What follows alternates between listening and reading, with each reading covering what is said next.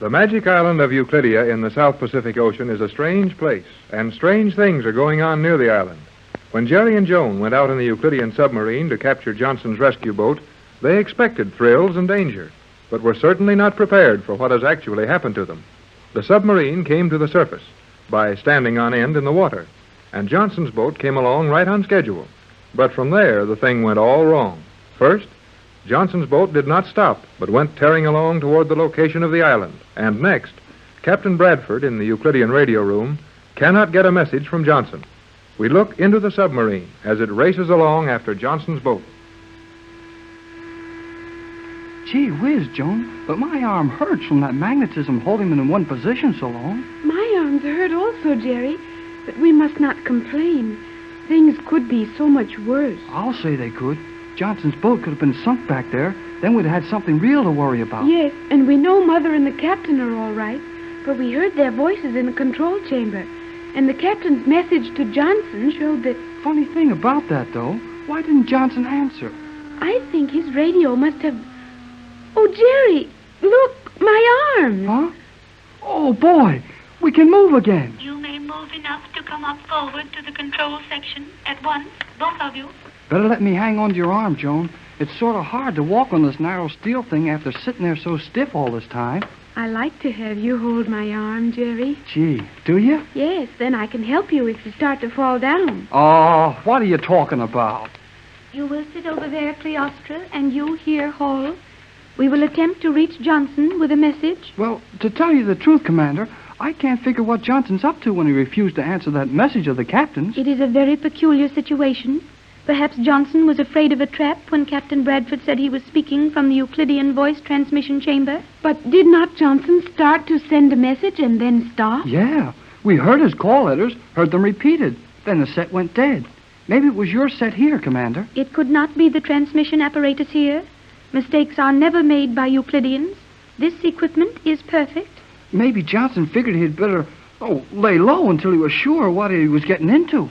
Naturally, Jerry, you have only stated the obvious. Cleostra is correct.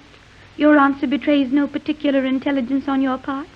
And if that is all you have to offer, we will proceed. Proceed with what? Our attempts to contact Johnson and warn him. Warn him of what?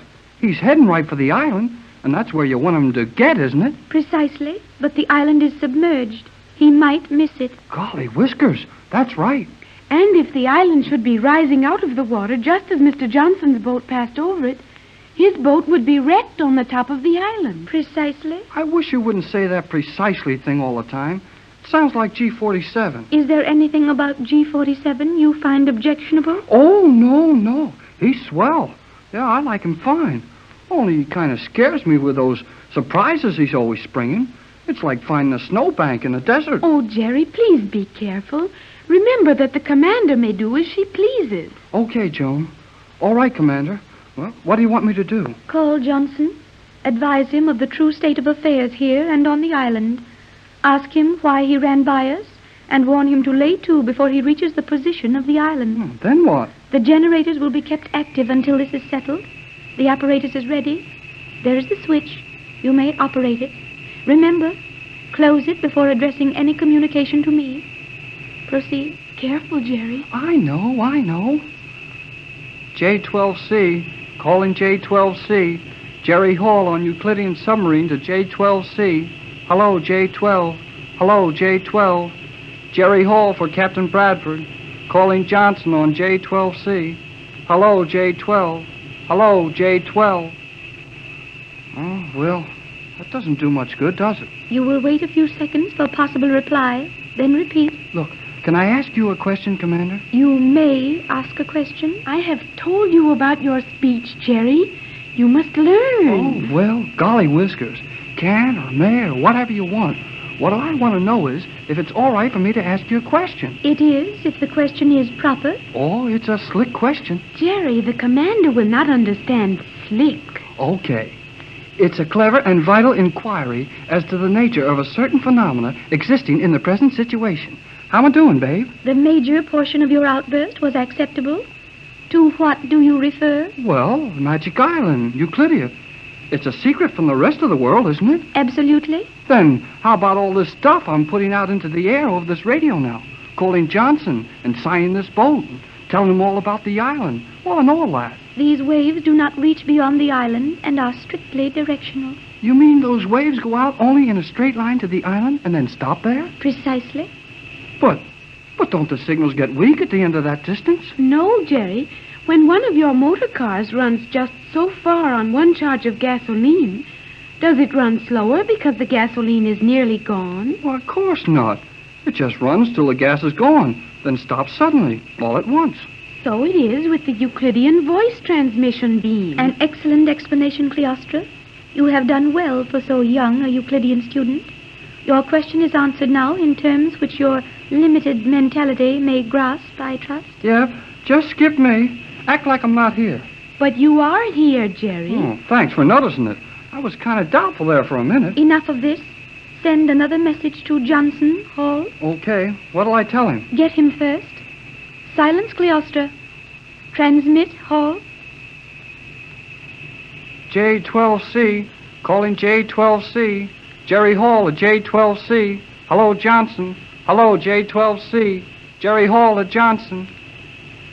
J12C, calling J12C. Calling J12C. Hello, Johnson. Hello, J12C. Oh, it's no use. It would seem to be hopeless. I will take over the communication. Silence, both of you. S1 to G47. Commander S1 to G47. S1 reporting. Ready, G47. Report, S1. Unable to raise Johnson boat. Your answer checks the proper operation of my beam. We are running a true southerly course to the island. Johnson's boat on surface 8 knots in advance this boat. Cannot raise signal from him. Advise proceed. What is Johnson's speed? Stand by. SE1. Yes, Commander. Check speed of boat on surface 8 knots advance of this position.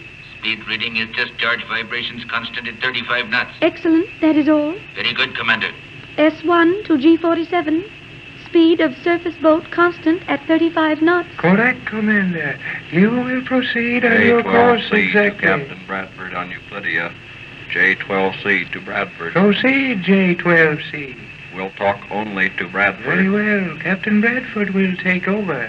Hello, J12C. Go ahead, Johnson. Bradford to J12. Go ahead, J12C. My relief operator has logged a lot of messages here that sound mad. Stories about the island of Euclidia and a transmission room on the island from which your messages have been coming. What's it all about? Everything just as messages said.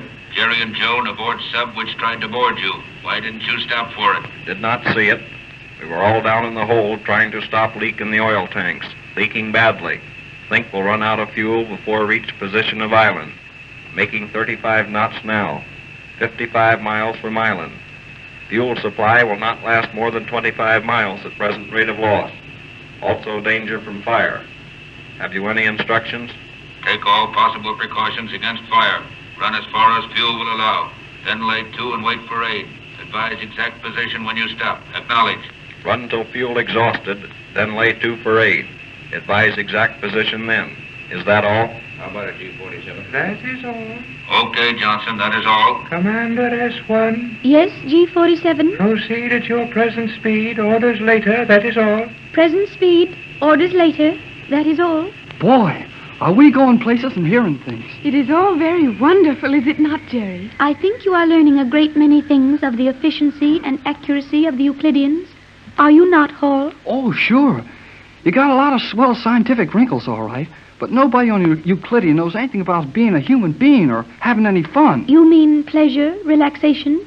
Is that what you call fun? Sure. Have a good time. All this scientific work all the time's no good. Not good for you either. We have ample recreation on Euclidia. I have told Jerry about our general rest periods when we may do foolish mathematical and electrochemical problems to suit our pleasure. Yeah, I heard all about that idea of a good time, but I don't want any of it. What is your idea of relaxation? Let me ask you one first. Were you born on Euclidia? I was. I was the first child born on the island, and I am the chosen commander of the submarine commanders. Isn't that wonderful, Jerry, to command this boat? Swell. But what do you know about parties, dances, going to picture shows, skating, ball games, and, well, what do you know about any of that? It all sounds very useless.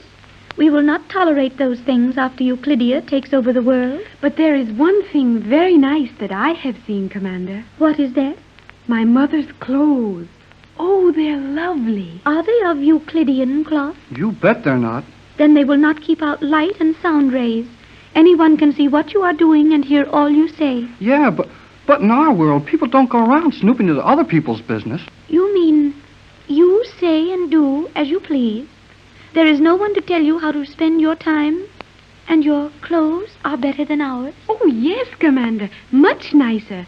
I am sure my mother would let you look at some of her clothes if you would visit the yacht when we get back to the island. I will. Silence. Such talk is stupid. You two remain here. I have business with the engineer in the bow. Hey, Joan, I got an idea. Yes, Jerry? That commander, I've got her wondering about this Euclidia thing. I do not understand, Jerry. Well, Captain Bradford said that he thought we'd find a lot of these Euclideans were just prisoners and would be on our side if they saw a real chance to get to our world and be free from all this. But, Jerry, the commander is a person of power and position on Euclidia. When Euclidia takes over the world, she will command all the fleets of the world. Maybe. But she's a girl, a 22-year-old girl. And when you started to talk about your mother's dress being so fine and all, she pretty near forgot to act like a machine. I'm afraid you are mistaken, Jerry. You will be disappointed if you look to the commander for any help. Look, Joan, the only reason we can't plan to get away from all this is because the Euclideans know everything we say and do. That's right? Yes, Jerry, and they always will. No, they won't. When that commander left here just now, she switched off these microphones and amplifiers in this boat. And she did that so we could have a chance to talk. Get it, Joan? We can talk. Nobody can hear us.